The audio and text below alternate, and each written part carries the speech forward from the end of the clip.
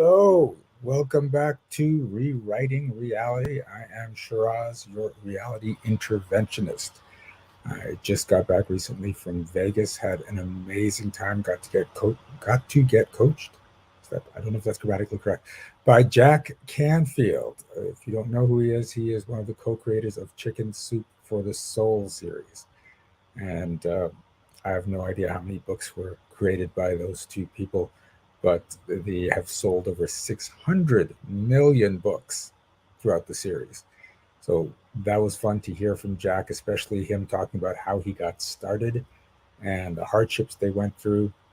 The fact that they were turned down by 140 publishers before someone actually said, hey, this book might be a good idea. And fun fact, about 10 years ago, I was at a book writing workshop, and the guy that ran the workshop, his claim to fame was, I was the first person to turn down Chicken Soup for the Soul. He says, and don't think that I don't regret it every day. So it's just amazing what's possible, what people would actually love that you've just figured out that other people just don't believe in. You have to believe in your dreams. You have to, again, consult with experts, but don't let people who aren't succeeding tell you that what you do won't succeed. Right? I surround myself with amazing people, powerful coaches, people that when I fail, help me figure out how to succeed, rather than just sit there going, "Yeah, told you so. Shouldn't strive so much." And it's just amazing having these people in my life. So, and now there's more because there were about 200 people at that uh, event, and I've got contact information for a bunch of them. So, new friendships, new collaborations, new everything. And I encourage you to do the same. Expand your circle of influence. Find people that are there to support you, cheer you on, help you up, and see what happens to your life and your business. Rewrite your reality. So today, I have a wonderful guest who I met like 2 hours ago, and I actually had another guest lined up, but I don't know what happened to her. She just disappeared. So I've been scrambling to try to figure out who to get on here, and I just happened to have a networking session, a coffee chat on Zoom with our guest, and I thought as we're talking, I'm like, oh, he'd be perfect for the show. I would have scheduled him later on in the year, but he happened to be free today. I happen to need someone today. That's just the way things work out. So without further ado, we're going to bring up Hersh Rephun. Hey Hersh, how you doing? Hey, Shiraz, I'm good. Good to see you again. Good to see you. So for our viewers, as a creative, um, an email marketer and publicist, Hersh's writing has followed one guiding principle: sell the truth. As a stand-up comedian, Hersh exploited his ear for characters and dialects, playing gigs across the country. Uh, playing gigs across the country. The adventure helped him discover his own voice, and now he does the same for entrepreneurs and small businesses, helping them find their next figure brand voice. Hersh hosts two shows ranked in the top 2% of Apple Podcasts globally and is currently guiding a new generation of storytellers via his Yes brand MethodMasters program. He is the founder of HumanEyes, a personal interface for reviewing, editing, and elevating AI generated output. And if I recall, you have a charity that you work with. What is that, Hersh? Yeah, and then I also work with something called the Keep It Kosher project, which is it's an offshoot of a streetwear brand that my business partner and I started about a year ago called the Kosher brand, but it kind of overwhelmed the whole undertaking in that we really we really start all of it to help street artists, particularly young street artists, find the resources that they need, whether it's walls to paint on or materials to paint with, or the mentorship of more established artists. Um, and so we're under the auspices of the Creative Visions Foundation. So if listeners were to look for the Keep It Kosher project or the Creative Visions Foundation, they should be able to find us. And it's just a really wonderful thing, being someone who's always been part of the arts, love supporting all kinds of art. So Wow, I love that. I love whenever someone has a charity that's so that you know that they're just giving back to the community. yeah. Okay, so tell us about you because you are involved in a few things here. Yeah.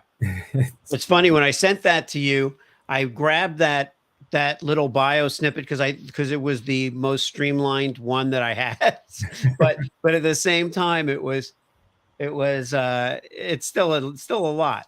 But I like to keep it interesting. I mean, the simplest way to say it would be to say Hersh is a copywriter.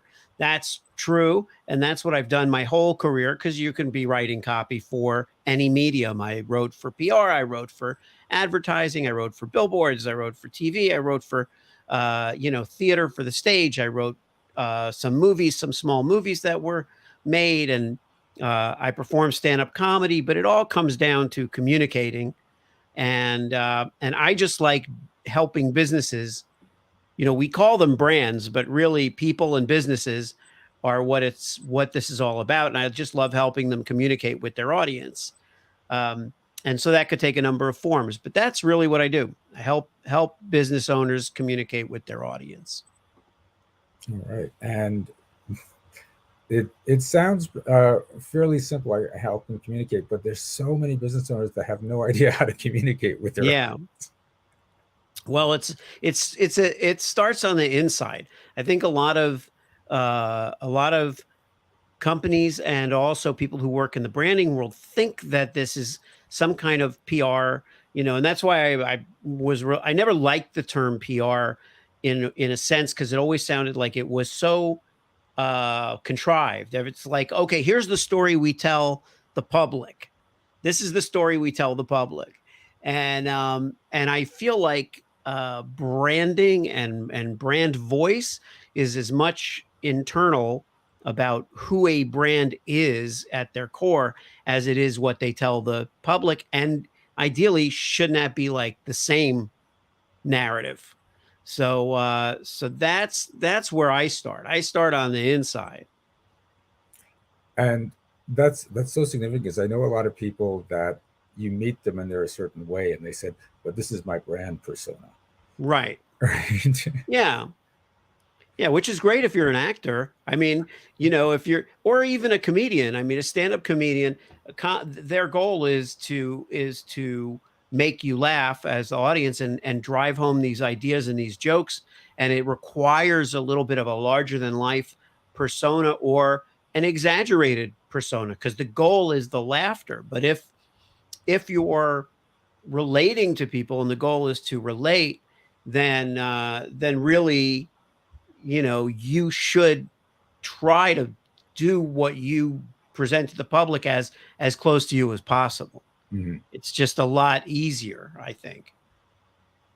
So, can you give me an example of a client you had that when you met them, you're like, "Oh my God," and but then when you were done, you're like, "I am so proud of what they've done, how they've turned it around." Who comes to Well, Shiraz, I don't want to say, have you met a client who was in some kind of terrible state, and I turned them around? Because really, I don't. It's funny because in a way, a lot of times I do think like a crisis PR person, Mhm. because I feel like there are so many ways things can go wrong, but it Mhm. isn't usually a situation where it's a crisis. Usually it's a situation where they're struggling with something, and Mhm. I'm proud of the fact that together we could solve it. Like, Well, and I didn't mean like it's a crisis, but I remember yeah, having yeah. a conversation recently with one of my colleagues, and they came to her for help, and they said, "This is what we're doing now." And she said, "I wanted to take what they're doing now and put it on my website as what not to do." Right? Yeah. Yeah, and I haven't come across a lot of those. What I've come across are people who like I alluded to before, struggle to communicate with their audience. Mhm. Example, first one of the first successes that I like, that I still think about, and it wasn't all that long ago, but I worked with Bear Paw Footwear, that the boot and shoes and sandals and all kinds of stuff now. And about 10 years ago, I think it probably was, they were smaller, they were doing fine, but they were struggling to stand out amidst, the competition and the market leaders in their marketplace, some of whom were kind of more on the glam boot side and like felt more fancy or exclusive or something. And they had this real down home feeling for people, just as people. When I went to meet them, when I met the group, when I met the owner, and I drew on that with the team that I was working with. It wasn't just me, but we all drew on this real grounded reality, sense of humor that they had.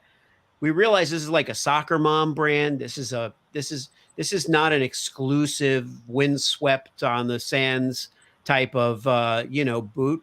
This is a real useful down home kind of honest brand, and we built a newsletter around it. We got mom influencers, soccer mom type influencers, and we got families involved and did some really fun photo shoots and showed the funny side of trying to make commercials, of trying to be a brand, and the fallibility of like trying to be serious all the time. And that was a total departure from what their competition was doing.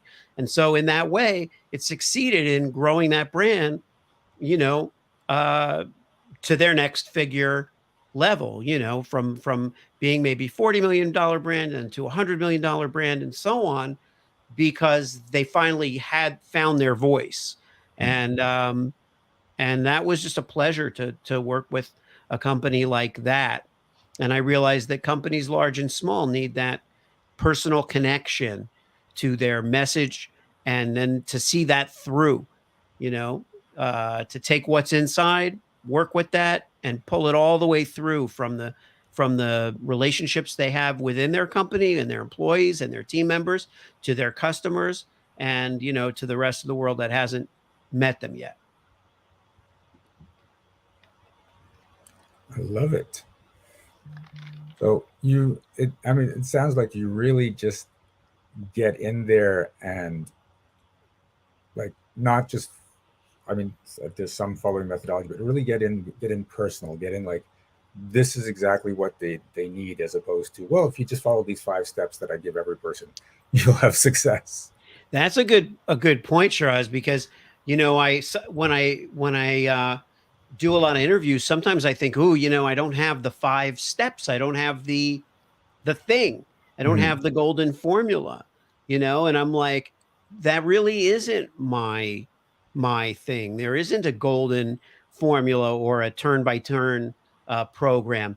It really is about, you know, getting to know yourself and having someone on your team who knows how to translate you. I think a lot of us, the communication thing is that we're just not sure how to talk to the other person, and we can't get it. It's like we want to say it a certain way, it doesn't come out the way we want. And I think, with my ear for voices, which is great in comedy, it's also an ear for how people really, really are, how they really sound, like almost before they open their mouth. And I get that sound in my head, and then I'm like, okay, I can write for you, but I'm now finally training other people. I'm trying to open their ears and minds to those qualities so that they can also do that. And that becomes its own, like what I call the yes brand method of copywriting. Okay. So now we may be able to experience a little bit of this because, as I explained to Hersh and for the new viewers, what happens on this show is I bring on my guests and they coach me for 10, 15 minutes on the show in their area of expertise, and then we flip it around and I coach them. Now, I don't think Hersh has ever seen me do energetic magic, so this might be a big surprise and a little bit of weirdness for him. So. Probably. It might be so exciting that we could skip the part where I try to coach you and just do 20 minutes of your energetic magic. But No, I Yeah, love but I'm game. I'm ready I to love getting give it a go. coached. I love, and this is the thing. Is one of the reasons this show is set up this way is because I like to showcase my guests doing what they're doing, so that the audience looking, going, "Oh shoot, Hersh is my guy." The way he Yeah. is coaching Shiraz, that's exactly what I need, and that's the format of the show. So you get to choose because you got a few things. What would you like to coach me? Well, I would ask you, Shiraz, what is something you'd like to accomplish that maybe you're feeling a little bit blocked, or you're not quite over that hill yet? What is there something out there that you'd On? like to accomplish? So I think right now it is more engagement in my email list. And I don't know if Okay. it's because I've been doing things wrong or not. So, what I found is before, when I was promoting summits that I was speaking in, and different events, there would be a lot of engagement. But I've got a few thousand people on the mailing list, and I recently promoted a summit, which was, I thought, was a really good summit. That the copy was outstanding, and about 7 people signed up for it. And I'd really like to do more for the summits that I'm in. I want to promote their events. I want them to have attendance, and so I'm not sure what I've done or what I've done. Uh-huh. Yeah, What have you done to offend them? Or what have you done yeah. to well, that okay, so that's a really good example, and I like that you brought that up because it is, it opens itself up to so much more about communicating, but it does have some specific, qualities and elements that work and don't work in email, Mhm. marketing. And just like everything else that's going on, whether it's social media or technology, whatever it might be, we know that things are always evolving, things are always changing. And what I've gotten used to is kind of taking the temperature of the audience every morning. I think that's another thing that like came from stand-up comedy. So one thing you have to do is relax a little bit about what it is that you're selling, quote unquote, Mhm. and take the temperature of your list, right? Now, I don't know whether you communicate with your whether you have a monthly newsletter or weekly, or what's your correspondence that you generally. So what I do is Sunday night I send out an intention. Here's the intention for the week: be more grateful, or do something good for someone. Mhm. There's no marketing stuff. It's just set the intention for the week. Good, yeah. Monday morning is, here's what's coming up over the next week or two. So it's basically the newsletter. Wednesdays are Wednesday wisdom. So I put a YouTube video of me working with someone, so you can see me coaching them. There's a meme from a quote typically from that video that says, stop worrying about what everyone else thinks. They're too busy worrying about what Right. everyone else thinks too. And then below that is some sort of marketing for an event coming up. Right. Friday is Friday Feel Good. You get a video that makes you either just feel or inspires you or makes you laugh. And then there's marketing after that. And those are the standard emails that go out every week. I do get responses because with the intention, I say, if you're in for this intention, let me know. And a bunch of people always reply and say, yep, I'm in. I get a lot of compliments back for the video that they feel really good on Friday. And every now and then with the Wednesday wisdom, they're like, thank you, I really needed that. Yeah. So there is backwards engagement from, like, I don't know, just engagement from the list. Uh, and then the other days, if there's some event coming up, I will put promotions on those days. Okay, so you're pretty aggressive with your email. Mhm. Are you tracking like what kind of open rate and how many people are actually opening? I know that some are responding, but Yep, I can give it to you right now, actually. because what I would say is this is part of what I was talking about with taking the temperature of the list, because really the audience dictates to us what they're willing to accept, but we don't always know. Yeah. We don't always know. But I'd be curious to know what they're paying attention to and what they're opening. Um, So, for instance, my open rate is 32%. That's okay, basically where it's been for a few years. Right now, right, actually 32. okay. Click clicks are 1% and click through are 3.63%. Clicks. Say that again. It says one says clicks, and then the next part says click through rate. Oh, okay. The click through rate Yeah, is what? is 3.63. Okay. Right. Okay. So those are pretty, and if they're that consistent, they're pretty average and like solid. Like Okay. those are not bad. Those are good.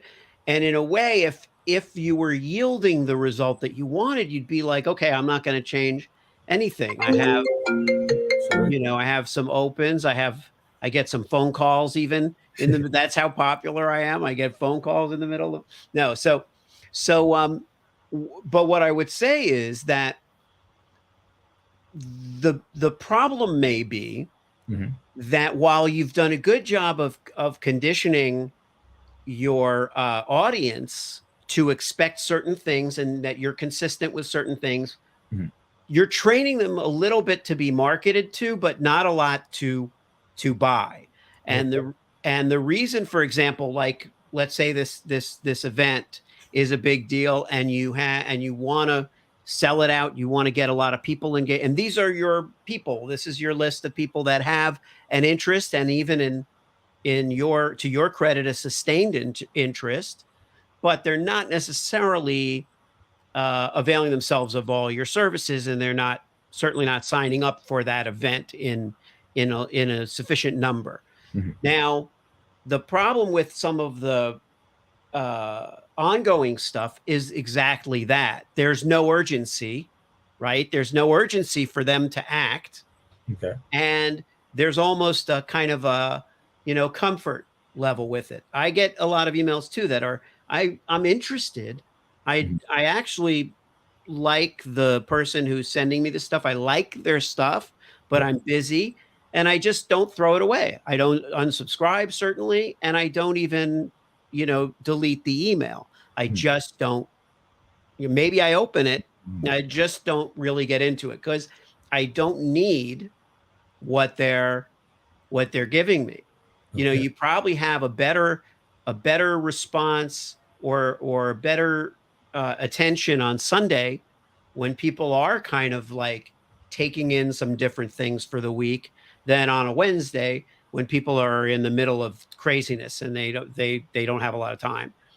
So what I do when I'm doing like an email campaign with a client is, let's say that it's an event. So I'll say, okay, so the event's in November. It's now June. Um, we don't have to push extremely hard right out of the gate. We Mhm. can start doing a pre launch campaign, a teaser campaign, where if you've been talking to them, 3, 4 times a week or so, you could start to pepper these with, something about it. Like you could start with it's the first thing, just want to throw out there. We're doing something, there'll be details to follow, but we're really excited about it. Another day. Oh, and keep in mind, Shiraz, that they may not read every email, right? So you can't say, as I said in email 2, email 1 was really putting this, and email 4 is going to be that nobody's going to, it needs to stand alone. So in another one, you could say, I've really been thinking about this event, and one of the things I'm most excited about is this. Stay tuned. But you're not giving them the info, and you're not calling to action. You're just planting the seed. Something comes up. You had a guest on your show. Hersh was on your show. He talked about this place, and he had just visited it, and I was. But it's a teaser that goes on for a while in an organic way, Yeah. and I help the client with that. I say, here's the things that we're going to try to insert over the next month, and I Mhm. say, all right, now we got to really sell these slots, we got to really sell these spaces. Now we're ready to do maybe a 4-day campaign, You don't do anything else for 4 days. You're not doing your typical. You say your intent is, my intent this week is I'm going to give you people a really, really great chance to come to this event. And since I get a number of replies when I do my intent, my intention email. So I'm putting this out there now. This week is going to be only about the event, and Thursday night, and it's going to be, we're going to have a special offer, Mhm. special price. There's so many slots. I'm going to let you know what's going to be happening at this event. And, but also, while in your voice, I would come up with something that's amped up a little more, that isn't necessarily even your voice. Maybe it's a third person voice, or it's like, here's a message from the event team, Mm. you know, and here's what Shiraz has been working on. I assume the role. Sometimes it's me, but it's not me. I'm not saying this is Hersh, because I'm not really representing myself, but I represent the voice of the team, and I'll tell stories. Tell a story, something cool. The sale doesn't have to be in there until the end of the email, but let's say they haven't read any emails yet, and they just read this really arresting headline Mhm. that just gets their attention. And if they have read your emails, it doesn't seem like the same thing. And so they get, in this span of 4 or 5 days, a lot of different energy, a lot of positive energy, stories, all you could see all of them pointing to your event, Mhm. but they're just imaginative and engaging and entertaining. Because if it's not entertaining, and they don't desperately need it, right? If Yeah. it's a pimple cream and they got 5 pimples, it doesn't have to be entertaining. But if not, it's got to really get them. And so, as the time is going by, that urgency is also insinuated in there. It's like, um, by the way, heads up, Thursday night, 11:59 Eastern time, that price goes away. I'm not saying it's going to be all sold out, but that price may go away. And sure enough, at that point, you stick to it, but Yeah. then you may have another set of offers on the other side. People really were trying to get a hold of these, seats. There are people who are going to be latecomers to the party and feel like they missed out, and you don't want them to be, pissed off at you. So you're not going to pull the rug out from under anybody. I always feel like this is a relationship. This isn't like I always bristle at, you ever talk to salespeople who, if you don't buy the thing, all of a sudden now they're like obnoxious, right? They really don't like you. They're Yeah. like, yeah, all right, fine. Yeah, all right. But if they're really nice, even in the face of rejection, Mhm. then you may get them the next time around. They just weren't ready.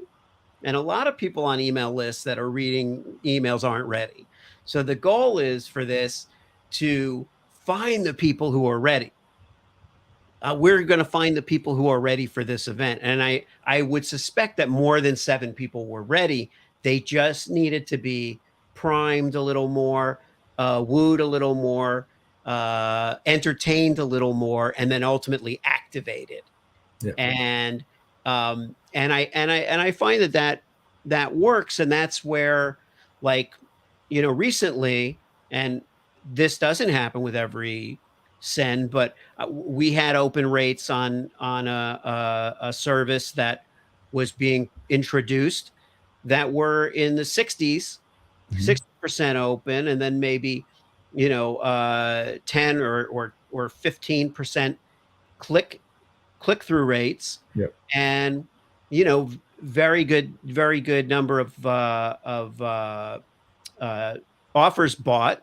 Mhm. But that was, I think, a combination of wooing them with clever, because it was a creative product as well. So it made perfect sense for it to be really funny and creative. But I think Okay. the idea that even if they opened 3 days in a row, they were not going to be the same story.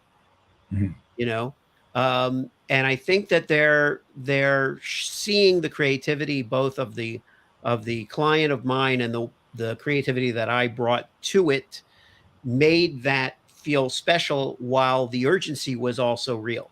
So they knew if they didn't book the meeting, if they didn't book the meeting by Thursday at midnight, then something's going to cost more.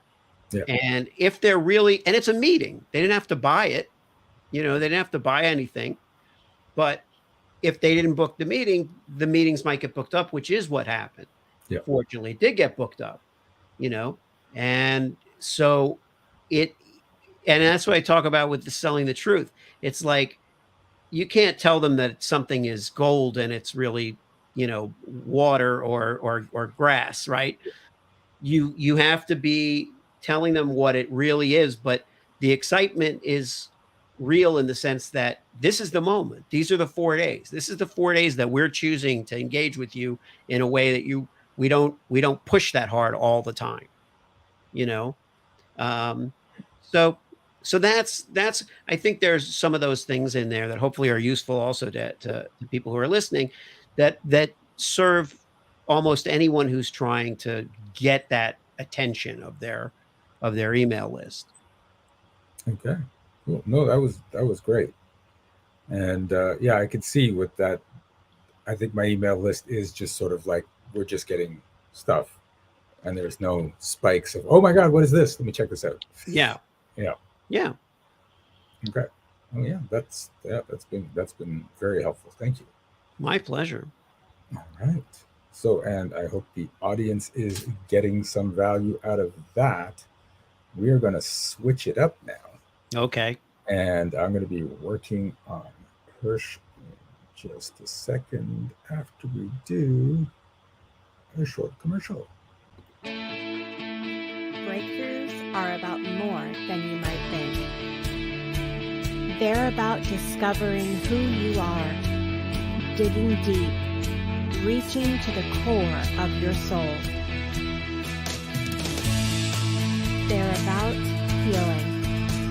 healing yourself, understanding your beliefs, creating a ripple effect. And it's not just those initial moments that matter. It's about using them to bring more joy into our own lives and the lives of others.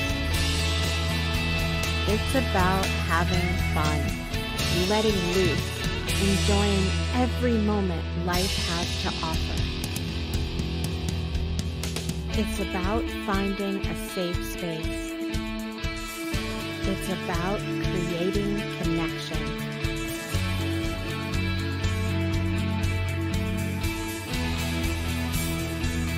Join us each and every day for exclusive programming, special events, and a community to call home,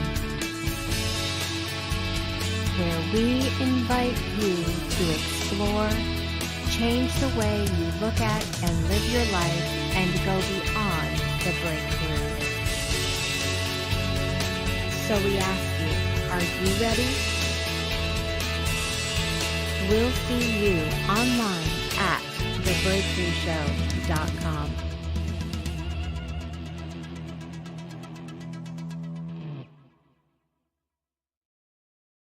All right, we are back, and now Hersh gets to experience either the magic or the weirdness, depending on how he takes this in.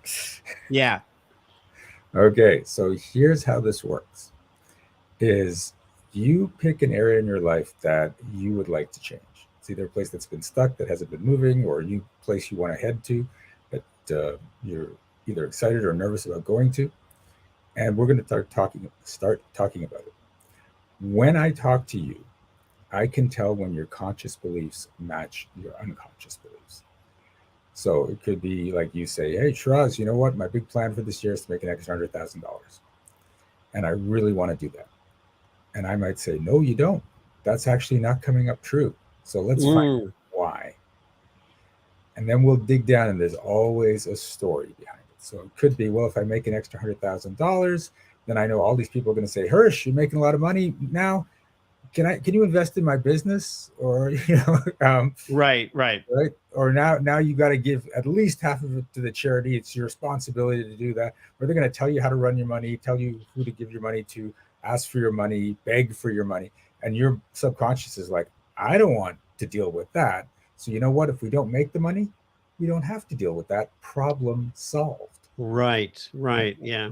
So the thing you have to understand is your mind prioritizes the avoidance of emotional distress over physical circumstances. It doesn't give a crap about the physical. Okay. So whenever we find out what the story is or stories are that are keeping you from getting to where you want to be, I'm going to say, Hersh, are you willing to step out of that story? Right. If you say yes and you mean it, and again, I'll be able to tell if you actually mean it or you just think you mean it, Right. then that story shifts right in that moment. We are actually rewiring your neural pathways by you making that definite yes. Okay. Okay. Now, here's where the weirdness comes in. When that happens, it's not just the rewiring, like a physical rewiring in your brain. There's an energetic component. There's a release of energy. When people shift in energy around me, I tend to yawn and cough. So that's what's going to be happening for the next 15, 20 minutes as we do work on this. Okay. Assuming you have shifts. If you don't have any shifts, I'll just be sitting here going, yeah, you say you want to change, but you don't actually want change because Okay. I'm not feeling a damn thing. Okay. Right. And for the people that are viewing, and it doesn't matter if you're watching the replay, I'm asking Hersh, are you willing to step out of the story? He's the one making the decision, yes. So if you're watching and I ask that question, you can say yes, and it's shifting for you because you're the one making the decision. Right. And that's the fun part of this. This is that people go back and they watch the replays and they're like, see me working on something. Oh my God, I got that too. I'm totally that story. Cool. Okay. So all good? You're all set? Okay. Yeah. What are we working on? Okay. Well, I want to 10x my business this year. Okay. So that's not coming up true. Oh, okay. Okay. So that's where we start. All right. Okay. So, okay. So the first thing that's coming up, do you have to work hard to succeed? Yes. Okay. So keep in mind that if your belief is you have to work hard to succeed, then in order to succeed 10 times as much, you have to work 10 times as much.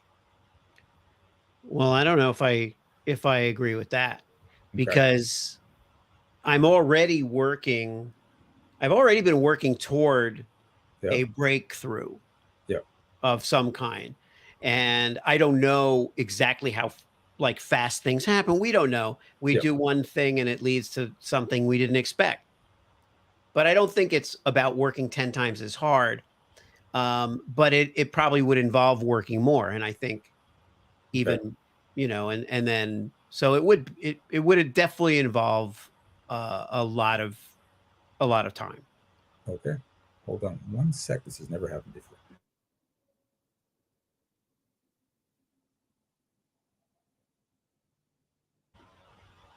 Currently, they're turning the gas off in my house. Okay, well, you can't blame me for that. I don't know what happened. Okay, so here's the thing: is your subconscious mind doesn't get nuances. Okay, it does not get that. I'll figure out a way to do it easier. If the basic belief is you have to work hard to succeed, and I'm working this hard now, there's going to be that much more work to do if I want to have 10 times the thing. Okay.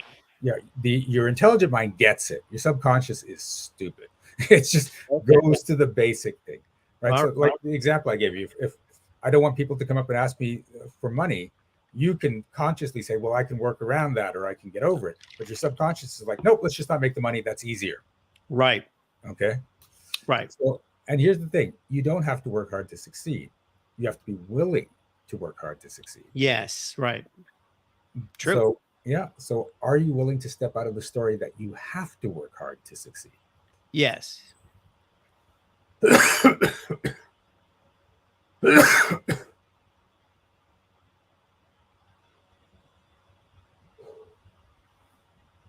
Will making 10x your current revenue or income, whichever it is, will it cost you a lot of time? I don't know. Okay. I don't know. Yeah. Okay. So here's the other thing: the subconscious hates more than anything is the unknown. Uh-huh. It will stay away from any situation that creates an unknown situation, like unknown quantity or result. Right. And this is actually taking it a step further. This is where a lot of people get caught up in success, in that if you've got a plan to take you from A to B, but you don't know what happens after B, there's no B to C. Your subconscious will stop you from getting to B, because that means if I get to B, I hit unknown. So you've got to go a couple steps ahead to make sure that it doesn't slow you down. Right. Okay. So now if you have an unknown, well, is it going to take time or is it not going to take time? And you don't want all your time going away. Your subconscious is going to be like, okay, let's just play it safe and not 10x our business. Then we know it's not going to take any extra time and we're good to go. Right. Okay. Okay. So are you willing to step out of the story that, okay, well, there's a couple of things. Let's start this one. Are you willing to step out of the story that 10xing your business means taking a lot more time in your business? Yes.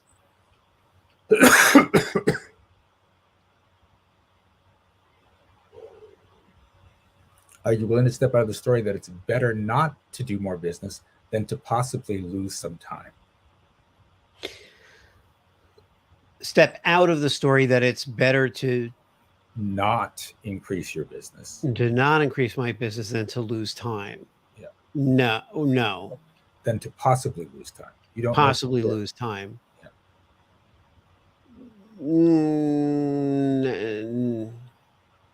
No, I guess not. I guess not, because now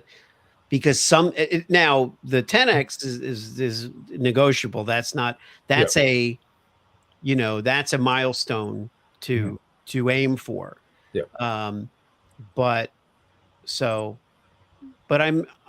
But I'm committing a lot of time. So okay.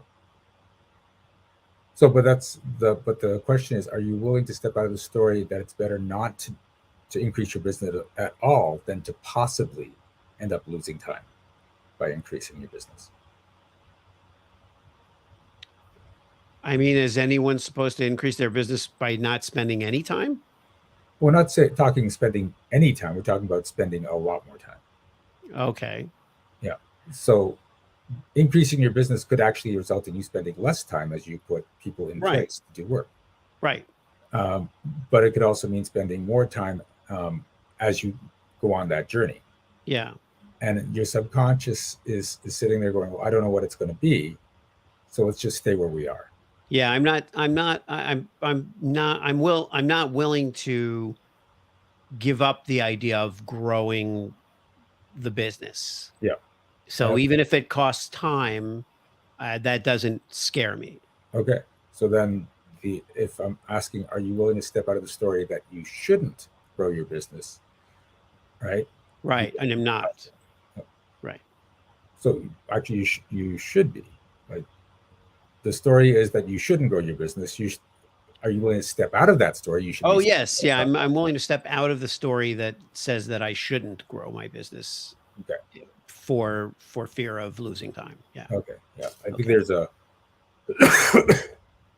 I think what I'm saying is, I'm saying, are you willing to step out of the story and you're focusing on the actual story and you don't like the story? So if you don't like the story, yes, I want to step out of it. Yes. Okay. Okay. Okay. What's it going to be like once you're making that 10x? What's your vision of that? I think that my vision is that I will be ultimately making a better use of my time overall, and that I will be growing toward something. Okay.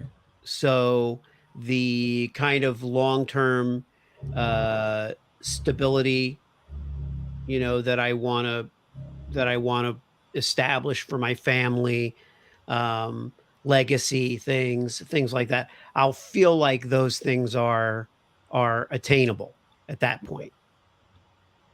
So how will you feel once you're making that 10x? Good. Okay. What will you be doing while making that 10x? Using my skill set and my experience, um, I would be optimizing my skill set, I would say. Okay. Will you need to grow your team to do that? Yeah. Do you want to grow your team? Yeah. See, that didn't come up true. Well, I don't know that anybody, yeah, but that probably in truth, if I had a choice of doing it without ever growing the team, Yep. yeah, I might do it. Yep. I think I recognize that it's going to require a team, but I'm not seeing it as being like an enormous team. Okay. Yeah, I'm not, I'm seeing it as having a lot of people that, excuse me, that I work with or that work with me or that I contract things to, but I don't see it as, okay, I'm going to need 100 people. Okay. Yeah. So, but here's the thing is when I asked, will you need to grow your team? You said yes. Yeah. Do you want to grow your team? You sort of said it was kind of a yes, but it's really the energy was like, no, I don't want to. The energy was no. Okay. Yeah. Well, fair enough. And then when you went into explanation, I could see like there's a resistance. I don't want this huge team. I just want the small manageable team. Well, yeah. Okay. Yeah. And I get that. But just remember, your mind's prioritizing avoiding emotional distress. What if I get that huge team? No, screw it. Let's just stay where we are. Right? That's Yeah. it. It's default. It's the default is let's just stay where we are. Even if we don't like it, it's safe. Let's stay where we are. Right. Okay. So are you willing to step out of the story that it's better not to grow your business in case your team gets too big? Yes.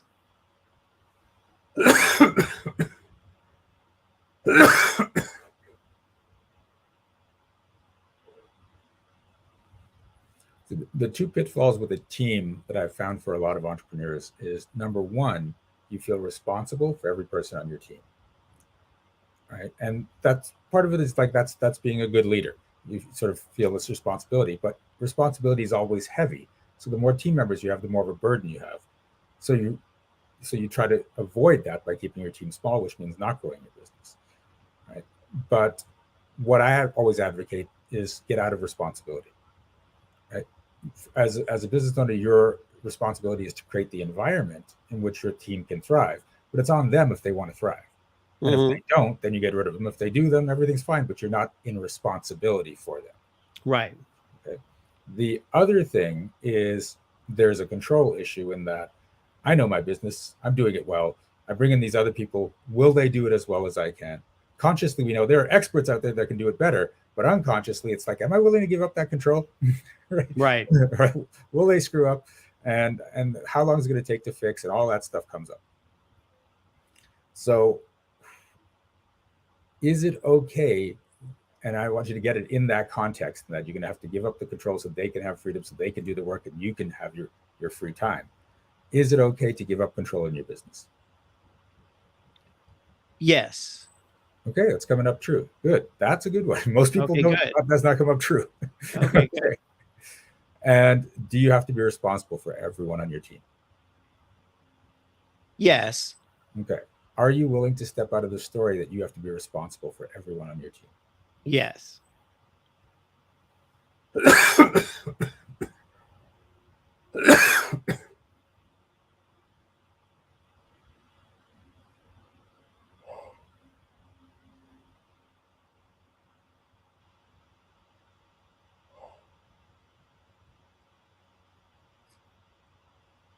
Ooh, that was actually a lot of energy.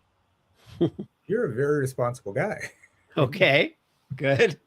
But that was a good release. Okay, now Yeah. how do you feel? Better, worse, the same, or different? There's no wrong answer. Better. Okay. So that's it. That is the whole process. That's cool. Yeah, I feel like it's good because it's however this is, the dynamic of it does encourage us to be honest with ourselves. Yeah. And sometimes we do a lot of second guessing and it's not our fault, but we just are like our beliefs about what's possible or what's necessary are hard to to manage sometimes. So I think it's an interesting process. Yeah. Thank you. All right. So you've seen Hersh coach me. You've seen me coach Hersh. I am having mouth problems today, apparently. And if people want to get in touch with you, find out more about branding, about emails, about even the comedy you do, how do they get in touch with you? They should go to getmessagetherapy.com.